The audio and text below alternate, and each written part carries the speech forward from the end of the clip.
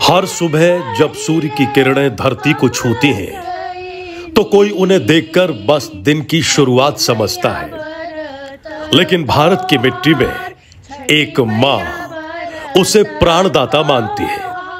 वो बिना खाए बिना पिए पूरे मन से सूर्य देव को प्रणाम करती है, अपने बच्चों की खुशियों के लिए, अपने परिवार की सलामती के लिए।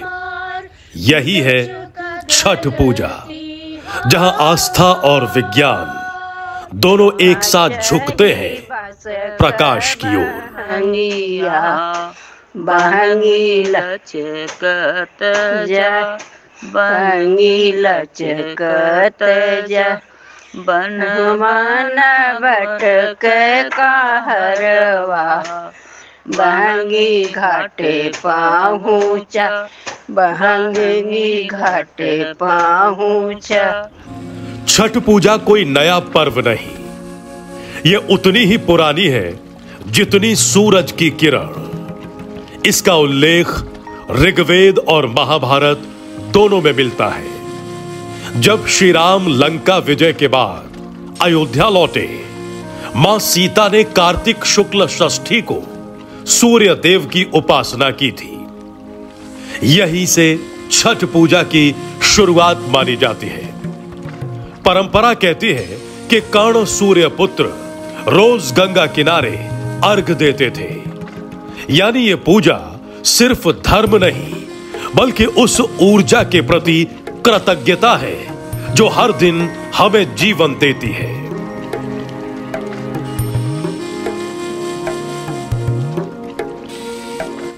The 4 days of devotion। Chhath सिर्फ पूजा नहीं, ये आत्म शुद्धि की प्रक्रिया है। 4 दिनों की ये यात्रा शरीर, मन और आत्मा को शुद्ध करती है।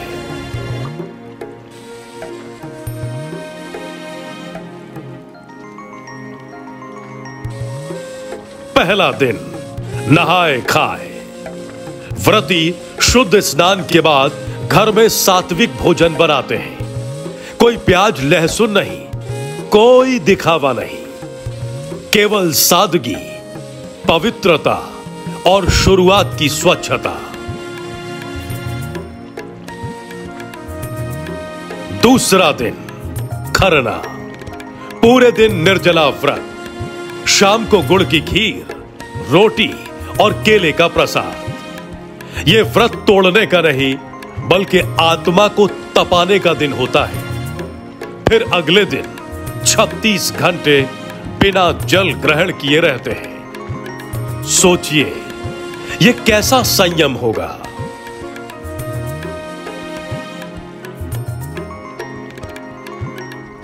तीसरा दिन संध्या अर्घ।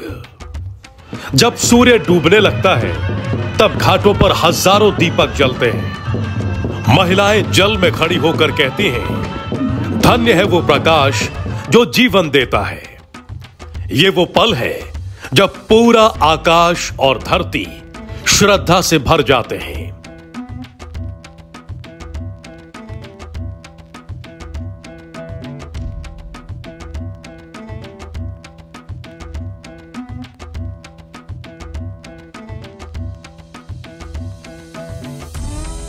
चौथा दिन उषा अर्घ। सुबह की पहली किरण के साथ जीवन का नया आरंभ, उम्मीद की नई लहर। हर अर्घ एक वादा है कि जैसे सूर्य रोज लौटता है वैसे ही विश्वास भी कभी नहीं मिटता।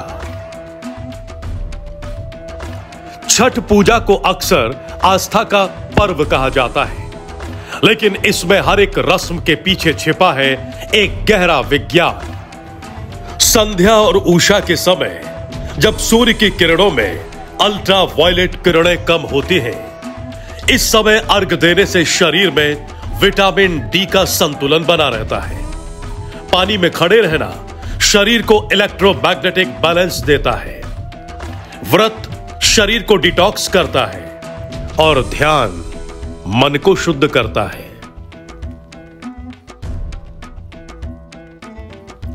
कह सकते हैं छठ पूजा सिर्फ धर्म नहीं, बल्कि ये एक एनर्जी एनलाइटमेंट प्रैक्टिस है जो हजारों सालों से भारत की परंपरा में जीवित है। जब आप छठ घाट पर जाते हैं तो वहां सिर्फ पूजा नहीं, समर्पण की हजारों कहानियां होती हैं। कोई मां अपने बेटे के लिए व्रत रखती है, तो कोई बहन अपने भाई के लिए, कोई दादी अपने पूरे घर की सलामती के लिए। और जब प्रवासी भारतीय हजारों किलोमीटर दूर भी गंगा का पानी मंगवाकर छठ करते हैं, तब समझ आता है कि मिट्टी से रिश्ता केवल शरीर का नहीं, आत्मा का होता है।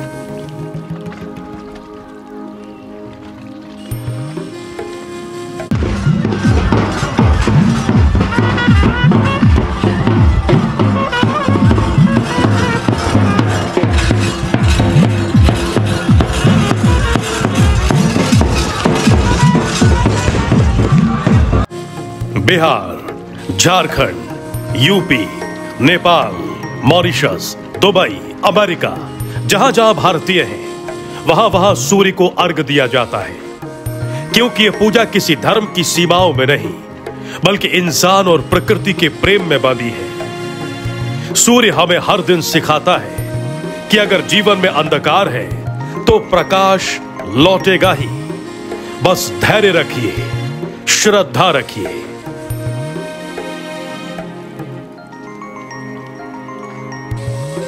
छठ पूजा का सार यही है, प्रकाश कभी हारता नहीं। यह पूजा हमें सिखाती है कि भक्ति तभी सच्ची होती है जब उसमें अनुशासन, त्याग और कृतज्ञता हो। अगर इस कहानी ने आपको छठ पूजा की भावना से जोड़ा हो तो इसे शेयर करें, सब्सक्राइब करें और बताइए आपकी नजर में छठ पूजा का सबसे पवित्र पल कौन सा है। जय छठी मैया। धन्यवाद।